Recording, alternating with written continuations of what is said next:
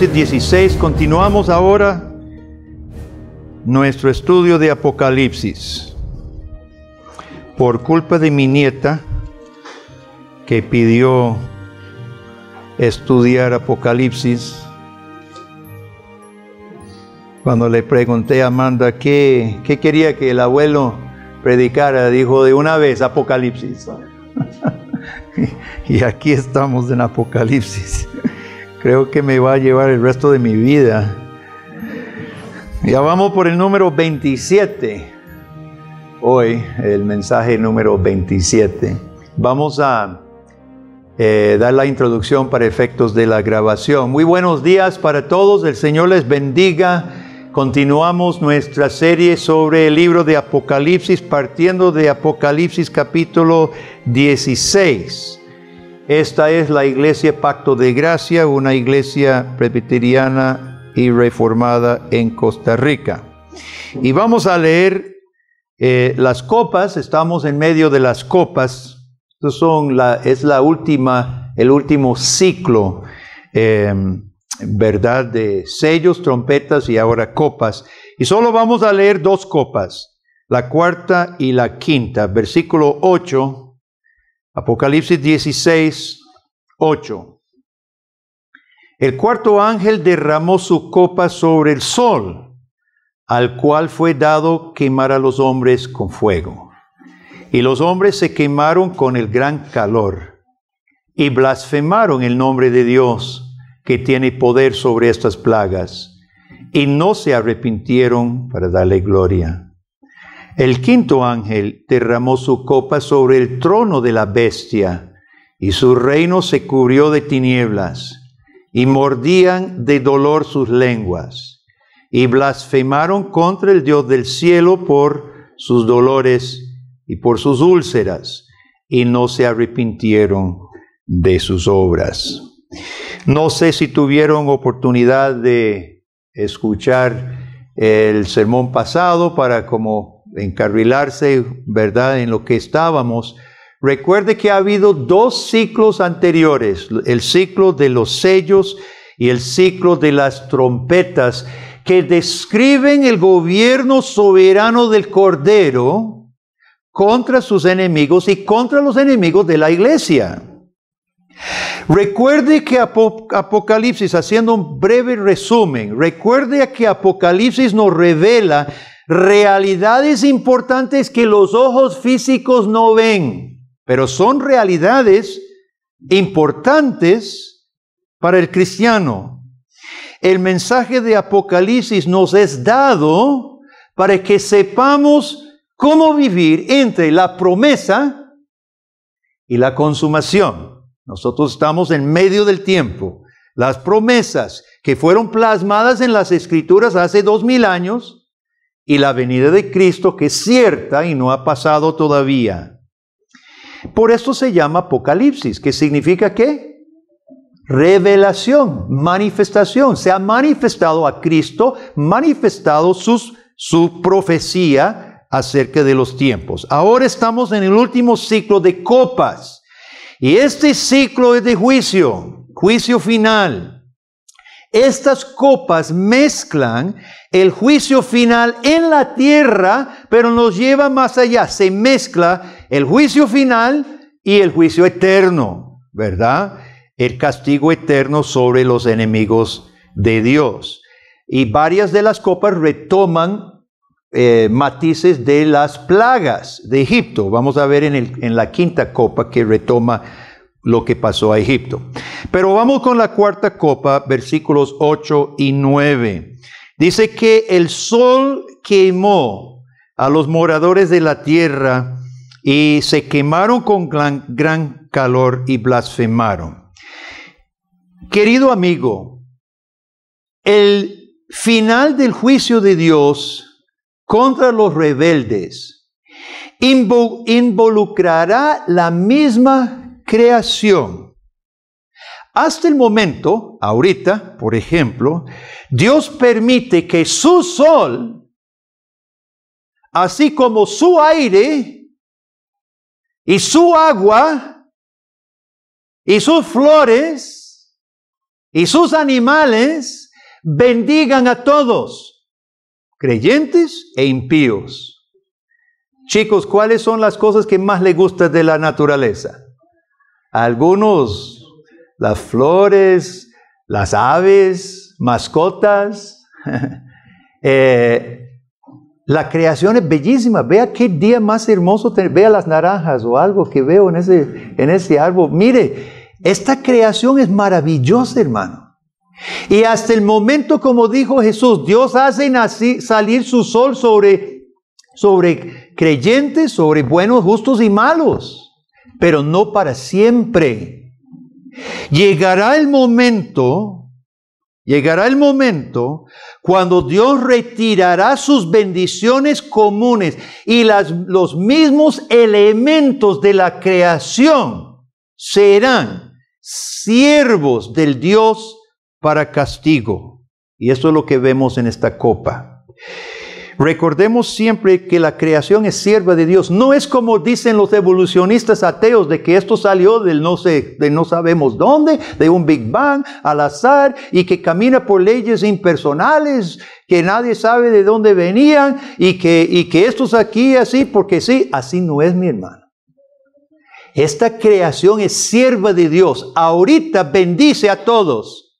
El sol de Dios ahorita no nos destruye. Porque Dios ha calibrado, si usted ha estudiado un poquito la atmósfera, Dios ha calibrado esto perfecto. La distancia que estamos al sol, la cantidad de atmósfera que filtra los rayos, todo está como un reloj suizo.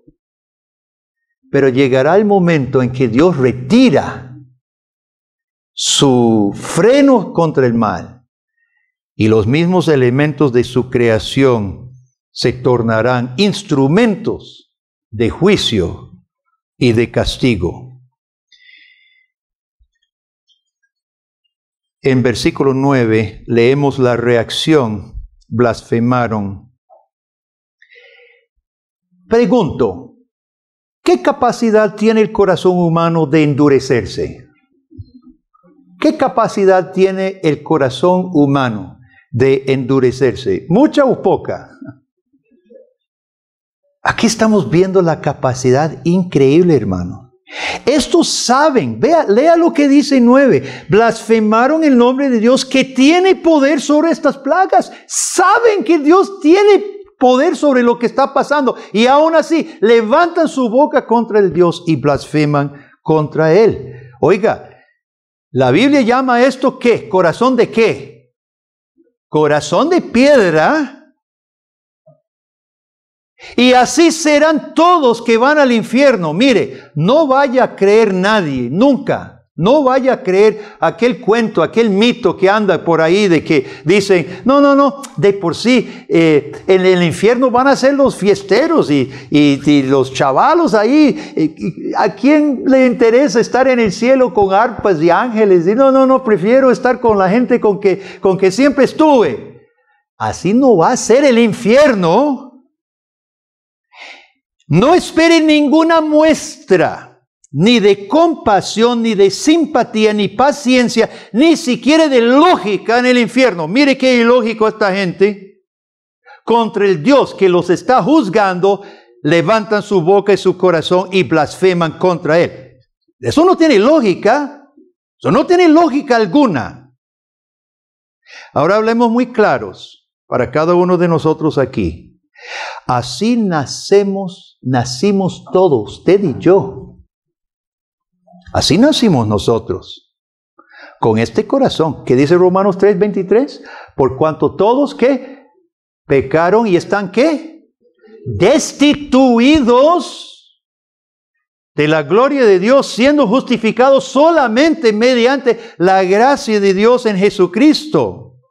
Nosotros nacimos con este corazón, mi querido amigo. Cada ser humano que nace es capaz de esta actitud. Y si las personas no muestran esta actitud todavía ante Dios, no blasfeman todavía, es porque su juicio final no ha caído. Es porque el sol todavía nos calienta penetas, nos bendice. Pero el juicio final sacará lo que hay en cada corazón. El juicio final sí sacará, y aquí lo vemos. A los impíos, el juicio final saca blasfemias. ¿Qué es lo único capaz de quebrantar un corazón de piedra? Se lo voy a leer en Ezequiel 36. Leemos estas palabras. De Dios, os daré corazón nuevo y pondré espíritu nuevo dentro de vosotros. Quitaré de vuestra carne el corazón de piedra y os daré un corazón de carne. Y pondré dentro de vosotros mi espíritu y haré que andéis en mis estatutos y guardéis mis preceptos y los pongáis por obra. Todos nosotros aquí presentes y todo ser humano es capaz de ser arrojado al infierno blasfemando sin arrepentirnos, si no fuera por la gracia de Dios que interviene haciendo una cirugía mayor, arrancando completo el corazón viejo de piedra y poniendo un corazón nuevo de carne. Si no es por la gracia de Dios en Jesucristo, ahí vamos todos. Dijo el salmista en Salmo 10, ¿cómo es el impío, el incrédulo? Dice Salmo 10:4, el malo, escuchen, por la altivez de su rostro no busca a Dios. No hay Dios en ninguno de sus pensamientos. ¿Cuál es el motivo que el malo no busca a Dios? Por la altivez, por el orgullo, su propio egoísmo. Y así seguirán hasta el puro final. Y así se irán al infierno, blasfemando contra su Creador.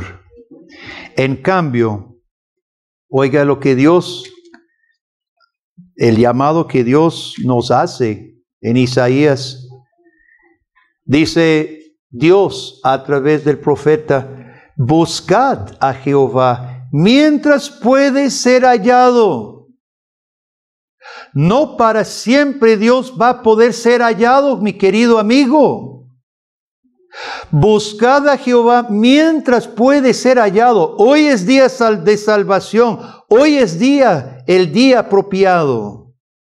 Llamadle en tanto que está cercano. Deje el impío su camino, el hombre inicuo sus pensamientos. Vuélvase a Jehová. Y aquí está la promesa, el cual tendrá de él misericordia. Y al Dios nuestro, el cual será amplio en perdonar. Ese es el llamado de Dios, hermano. Ese es el llamado apasionado de Dios. La cuarta copa muestra tristemente dos cosas importantes. Esta creación que es testigo de Dios creador será el mismo instrumento después. El impío, después de haber disfrutado de las maravillas de la creación de Dios, después de haber inventado teorías tontas acerca de dónde vino esta creación y para qué sirve esta creación, después de haber inventado todo, sufrirá las consecuencias de su pecado, de su corazón altivo. Dios utilizará los mismos elementos de la creación para juzgarlo. Y un corazón no convertido ni se convertirá al final. Esto es importante que nosotros advirtamos a las personas, porque el día aún no ha llegado. Y el llamado de Dios es: buscad a Jehová mientras puede ser hallado. La quinta copa. El quinto ángel derramó su copa sobre el trono de la bestia y su reino se cubrió de tinieblas y mordían de dolor sus lenguas. ¿Qué plaga fue de tinieblas en Egipto? ¿Quién recuerda? ¿Qué número? ¿Rápido? La 9. Ok, otra pregunta, a ver quién lo contesta más rápido. ¿Cuánto duró la plaga de oscuridad?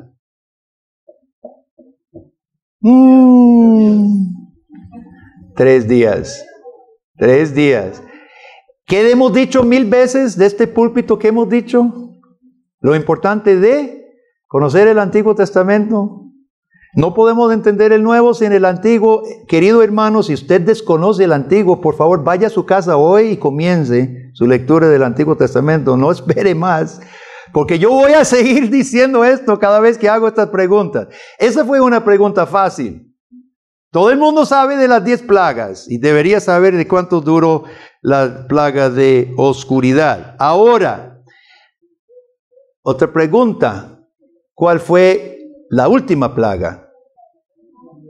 Eso sí lo sabemos. La muerte de los primogénitos. Es decir, la plaga de 3 días de oscuridad. Dice Éxodo que fue tan espesa que no podía verse ni la mano. Fue espantoso. Asustó tanto tras que los egipcios tenían el sol por un dios, manifestación de un dios, ¿verdad? Y se ocultó su dios y no pudo contra Moisés y Jehová. Entonces se asustaron mucho, pero asustaría a cualquiera de todos modos. Una oscuridad, ni las estrellas, ni la luna, ni el sol, ¿verdad? Una oscuridad absoluta.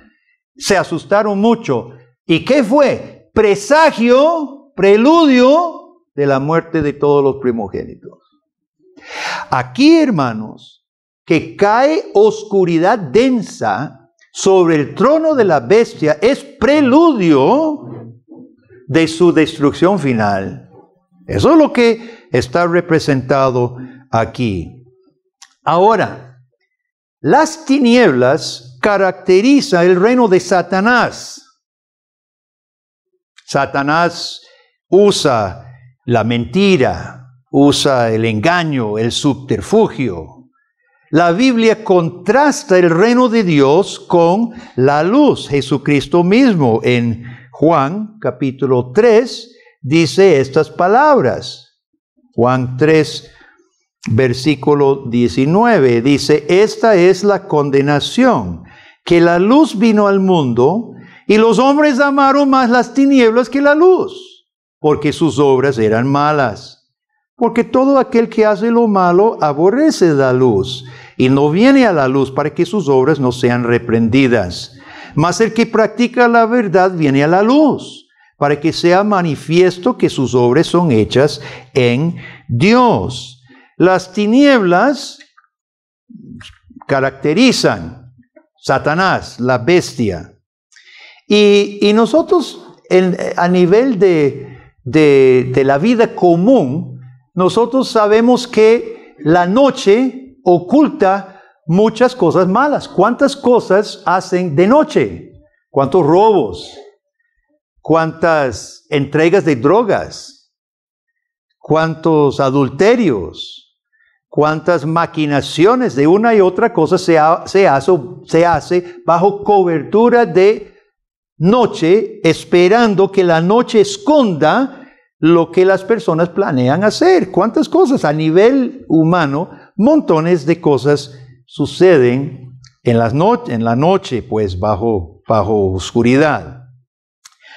Eso así se caracteriza el reino de Satanás como tinieblas, por eso mismo. Pero llegará un día cuando la oscuridad no traerá ninguna protección ni alivio, sino lo contrario. Cuando se derrama oscuridad, porque Dios es Señor tanto de la luz como de la oscuridad, es Señor. Y cuando Dios derrama su oscuridad sobre el trono de la bestia, el final de su juicio será doloroso. Muchas veces en la Biblia se describe el infierno como tinieblas, llanto, crujir de dientes y tinieblas. El infierno será un lugar terrible, inimaginable. Es un lugar físico. La Biblia enseña claramente que los malos serán resucitados en cuerpo para habitar el infierno. Pero va a ser un lugar tan terrible. Además del castigo de su impiedad, será totalmente oscuro. ¿Se puede imaginar una existencia tan terrible, querido amigo? La Biblia nos advierte de cómo es esto. Y aquí se derrama esas tinieblas de castigo sobre el trono de la bestia. En ese día se manifestará la verdadera naturaleza del trono de la bestia. Es un trono de tinieblas completamente incapaz de salvar, ni siquiera proteger los suyos. Mordían sus lenguas del dolor, dice. Todo aliado de la bestia tendrá lo que quería. Los que sirven a Satanás en esta vida buscan tinieblas. Y sabe, Dios mientras tanto los está refrenando de tener las tinieblas que buscan. Dios por su gracia común refrena la maldad en su propia vida. Pero llegará un momento cuando Dios retira ese freno y los entregará a lo que querían. Querían tinieblas, tendrán tinieblas y será terrible. Versículo 11. Una vez más, vemos la respuesta. Blasfeman contra el Dios del cielo. Ellos saben contra quién blasfeman. Saben que es el Dios del cielo. Y necesitamos hacer una pausa aquí. Tanto la teología católica y especialmente la teología arminiana enseñan que la fe es básicamente comprender algunas cosas y asentir, ¿verdad? Estar de acuerdo que la salvación, por mi libre albedrío, yo escojo. Especialmente en el sistema arminiano, la fe es más que todo algo intelectual, un asentimiento racional. Es por eso que encontramos esos tratados, ¿verdad?, que presenta muy brevemente en 2 hojitas el pecado, a Jesús, en la parte de atrás una oración de aceptación, ¿verdad? Se supone que el pecador, al comprender que soy pecador y que vino Jesús, que yo puedo intelectualmente entender esto y aceptar eso. Pero hay un problema con esa teología. En toda la Biblia, y aquí lo vemos, encontramos que el problema no es con la mente del pecador. Esto lo estuvimos viendo ahorita en la clase de premembresía. El problema no es el intelecto, hermanos. No es el pensamiento. El problema es el corazón. Vea versículo 11. Ellos blasfeman contra el Dios del cielo. Saben lo que están haciendo. Entienden perfectamente que es Dios que los está juzgando. Y aún así blasfeman contra el Dios del cielo. Es por eso que la teología reformada siempre ha evitado, o por lo menos debería evitar, las superficialidades. Con la Biblia nosotros enfatizamos la profunda necesidad de la conversión de corazón. Los autores del Catecismo de Heidelberg, ¿cuándo fue escrito este catecismo? ¿En qué año?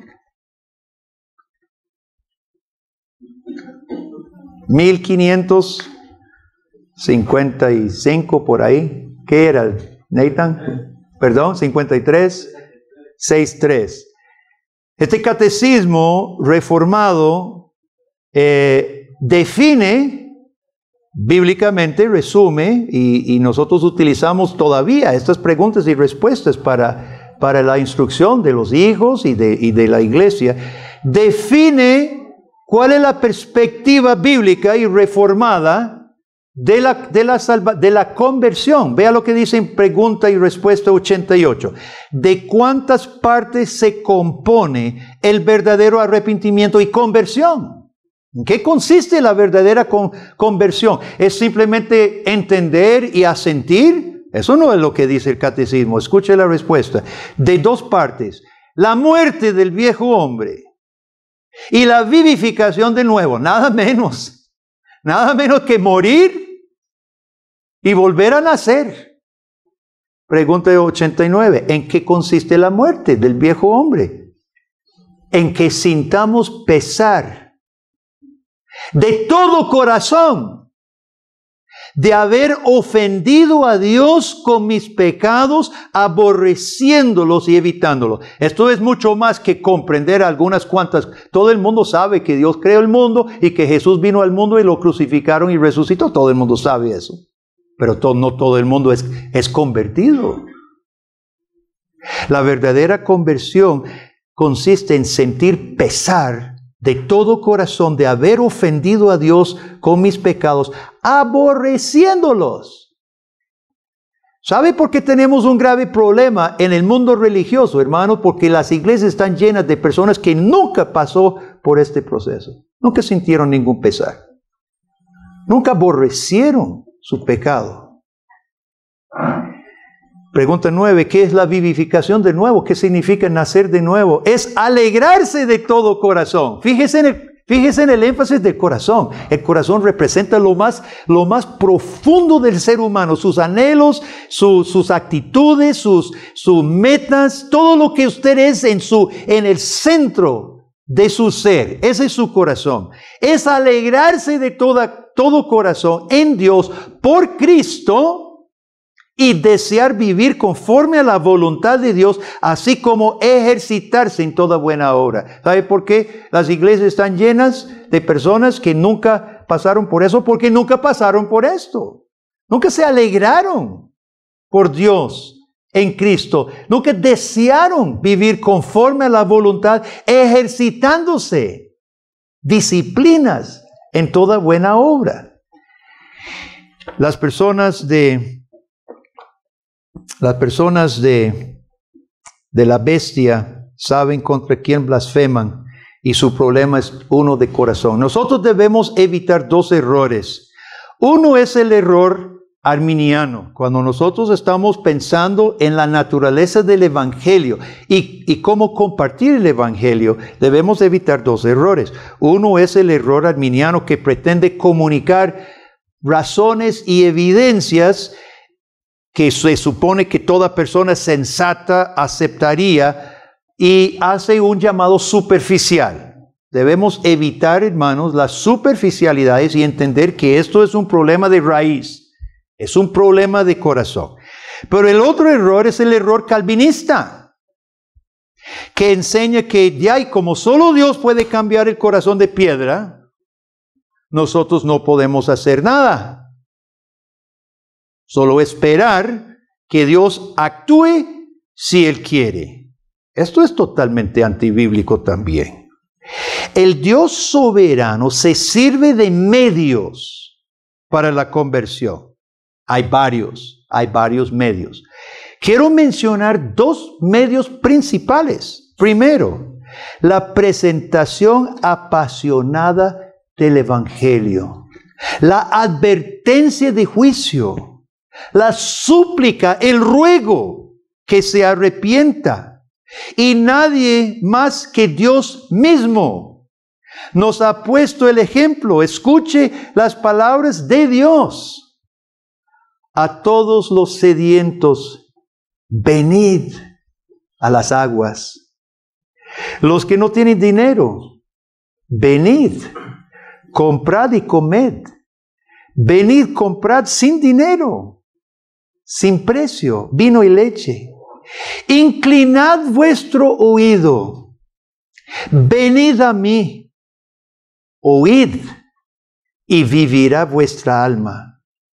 Y haré con vosotros pacto eterno, las misericordias firmes a David. Dios, hermanos, y la Biblia está llena de este tipo de ruego de Dios mismo o los instrumentos de Dios que son los profetas y los apóstoles. Dios llama, advierte y llama y promete salvación al que se acerque. El segundo medio es el arrepentimiento y la fe del pecador. Sabemos que Dios da esta gracia. Sin embargo, es una acción del pecador. En Mateo 7, que también vimos en la clase de membresía, Jesús había dicho, entrad por ¿cuál puerta? Por la puerta estrecha, porque ancho es el camino y espacioso la puerta que lleva a la destrucción. Dios hace un llamado, en este caso Jesucristo, un llamado al arrepentimiento. Pablo dice en Filipenses 2:12, dice, ocupaos en vuestra salvación, ¿con qué? Con temor y temblor. Eso es una acción suya, nuestra. Ocúpense en su salvación con temor y temblor, con todo su ser. Pero después del siguiente versículo, porque es Dios que pone tanto el querer como el hacer. El pecador está accionando. Sí es Dios que lo da, pero usted hace, yo hago. En Santiago 4 tenemos unas palabras bien firmes de Santiago. Dice así, acercaos a Dios y Él se acercará a vosotros. Pecadores, limpiad las manos.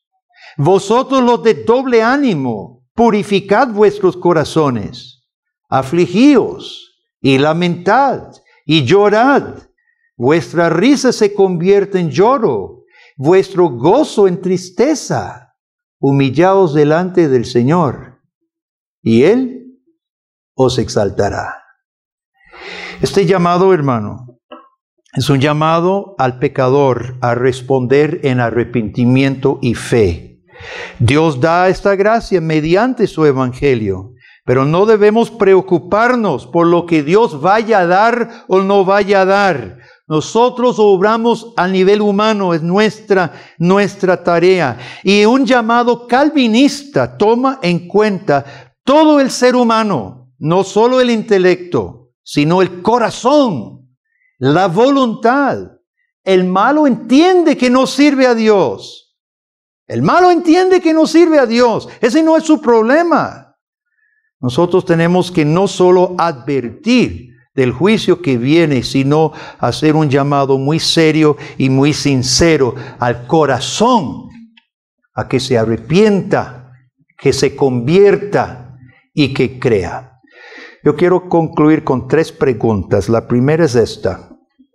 Dado todo esto, hermano, dado que la historia va caminando, dado que Dios ha juzgado en su tiempo, Dios ha juzgado el trono de la bestia. La iglesia ha salido triunfante en el plan de Dios y el trono de Satanás está destruido y está derrotado. Dado todo esto, pregunto, ¿no estamos muy pasivos? ¿No estamos demasiado conformistas? Yo quiero contarle brevemente de Justino Mártir. Justino Mártir nace en el año 100 en Samaria. Nace de padres paganos. Le llamaba la atención las filosofías y estudió aristotelismo, estoicismo, platonismo. Pero un día en su juventud conversó con un anciano, un cristiano anciano, que compartió el evangelio, y Justino se convierte. Siguió siendo catedrático de filosofía, pero ahora cristiano, enseñando que Jesucristo es la plena verdad de Dios. Tenía algunas cosas no totalmente coherentes con la palabra de Dios, pero él estaba convencido de una cosa, que Jesucristo era el soberano Señor. Él terminó en Roma, dando clases de filosofía en Roma. Escribió varias obras, tenemos solo 2, y su primera apología o defensa la dirige al emperador Antoninus Pius, su hijo, y al filósofo Lucio, protestando las persecuciones contra los cristianos, mostrando que el cristianismo era bueno, que Jesucristo era la verdad. Y él presenta su misma carta al mismo emperador. Su segunda apología es con Trifo, un filósofo judío, en que él apasionadamente le explica y le llama a reconocer a Jesucristo como el Salvador y el Rey. Dice un autor, hablando sobre Justino, dice que él fue el primer pensador cristiano después de Pablo, porque él está ahora en la 3ª generación de la iglesia primitiva, ¿verdad? Él fue el primer pensador cristiano después de Pablo para comprender las implicaciones universales del cristianismo. Pues en Roma fue acusado por otro filósofo, Crescencio. Fue llevado a juicio ante los romanos junto con 6 de sus estudiantes de ser cristianos. Estaban matando cristianos en este momento. Les ordenaron que sacrificaran a los dioses del imperio y se reporta que Justino dijo: ningún hombre en su sano juicio cambia la piedad por la impiedad. Les testifica que sacrificar a lo que no son dioses sería impiedad. Y él no estaba dispuesto a cambiar la verdadera piedad y servicio a Dios por lo que él consideraba la impiedad. Pues los amenazaron con muerte y todos afirmaron que no tenían miedo de morir. Y creo que ese mismo día los llevaron y les cortaron las cabezas a todos, a Justino y a los 6 estudiantes con él. Pues ese día, aproximadamente el año 165 después de Cristo, mataron a 7 cristianos. Pero no silenciaron a miles más que descubrían cada día al Cristo vivo y eterno. Ni el martirio paró el avance de la iglesia de Jesucristo, ni lo parará hoy. La iglesia de Cristo seguirá hasta el final. El trono de la bestia, tarde que temprano, será castigado y destruido por completo. Si nosotros sabemos eso, hermanos, ¿qué estamos esperando? ¿Sabe que me quedé pensando y me preocupa algo?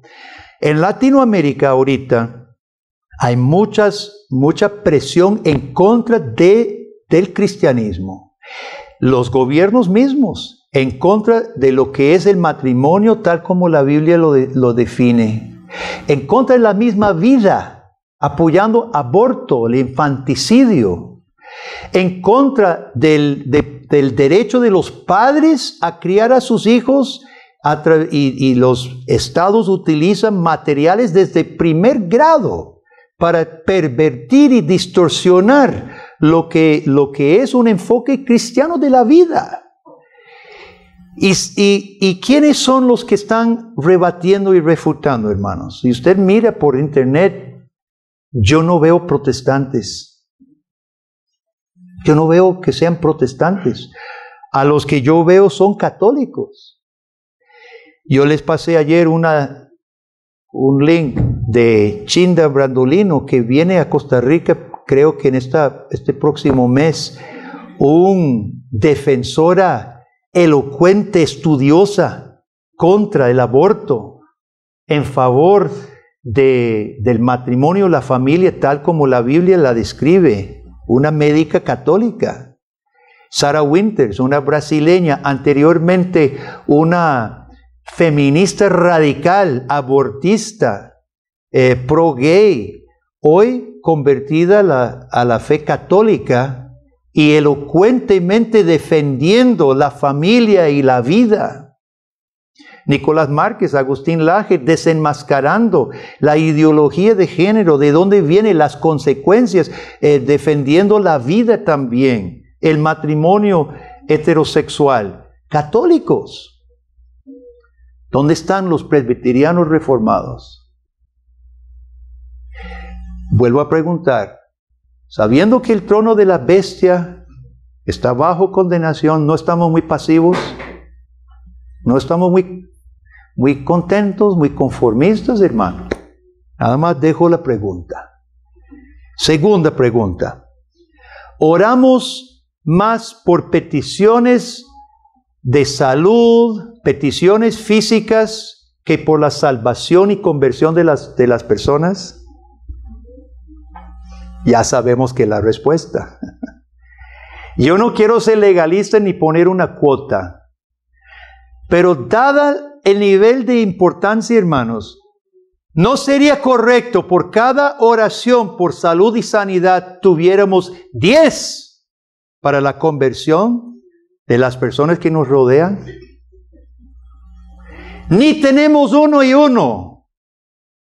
Todos los días, y yo no estoy en contra de orar por nuestras necesidades físicas, todos lo saben. Yo los acompaño y ustedes me entienden perfectamente. Entiendo nuestras necesidades, nuestras debilidades y nuestra dependencia del Señor y seguiremos orando por esas necesidades, hermanos. Pero si descuidamos la necesidad de conversión, ¿qué es lo que queremos? Mandar gente al infierno robusto y sano. ¿Qué ganamos con eso? Yo creo que, hermanos, necesitamos hacer una evaluación. Tercera pregunta. Como iglesia, ¿podemos hacer mayor esfuerzo para practicar y llevar el Evangelio, hermano? Mire lo que Dios nos ha puesto en nuestros regazos. SECRE. Muchos aquí trabajan en SECRE o asisten a SECRE. ¡Qué honor más grande tener la oportunidad de servir a los jóvenes y a los niños en la formación de ellos! SECRE, si usted desea incorporarse más en SECRE, aquí está. Educación Plus, aquí está el hermano Juan Carlos con toda una población de niños y jóvenes en formación. Clear, la imprenta. Vea, hermanos, que Dios nos ha puesto en el regazo lugares pidiendo estudios bíblicos. San Carlos, tenemos el núcleo sólido de los hermanos en San Carlos. Ahora Francine y Nelson en San Marcos de Dota pidiendo acompañamiento, y hay otros que se están acercando. Mariela en Sarapiquí con José, un amigo de Max, y otros están pidiendo estudios bíblicos. Nadie los está acompañando. Mire, hermano, Dios nos ha puesto en el regazo un montón de formas, y hay más. Yo solo menciono estos, ¿verdad? Y hay más. La última pregunta es: ¿podemos como iglesia hacer un mayor esfuerzo? ¿En qué está involucrado usted, querido amigo, querida amiga, querido hermano, hermana? ¿Ora? Por lo menos en su lista de oración, ¿está orando por estas cosas? La ofrenda es una parte importante que financiar proyectos. Y ojalá Dios levante. ¿Qué fue lo que dijo Jesucristo? La mies es mucha, pero los obreros son vagos. Los obreros son pocos. Después dijo: rogad al Señor de la mies que levante obreros. Querido hermano, la bestia está derrotada. Jesucristo gobierna hoy y gobernará para siempre. ¿Qué es el miedo? ¿Qué es el impedimento? No tengamos ninguna traba, hermanos, de entregarnos a servir a nuestro Señor con toda la confianza de quienes han sido rescatados, corazones transformados de corazones de piedra a corazones vivos para el Señor, convertidos por su gracia y ahora equipados por su Espíritu para servirle. Que Dios nos ayude. Amén. Oremos. Padre, gracias te damos por este libro una vez más, que nos declara claramente lo que está pasando y lo que pasará. Nos infunde gran confianza, Señor. Pero por otro lado, Padre, nos sentimos un poco tristes porque posiblemente estamos rezagados. Estamos muy cómodos en un conformismo. Mientras otros como Justino Mártir y muchos más dieron su vida. Y gracias, Padre, que tenemos el testimonio de este y de otros que hicieron la buena confesión delante de tus enemigos, estuvieron dispuestos a dar su vida, su sangre, sus cabezas. Padre, por Jesucristo, pedimos para nosotros ese mismo coraje, ese mismo espíritu, ese mismo valor, Señor, esa valentía. Padre, levanta tu iglesia, levántanos En el nombre de Jesús. Amén.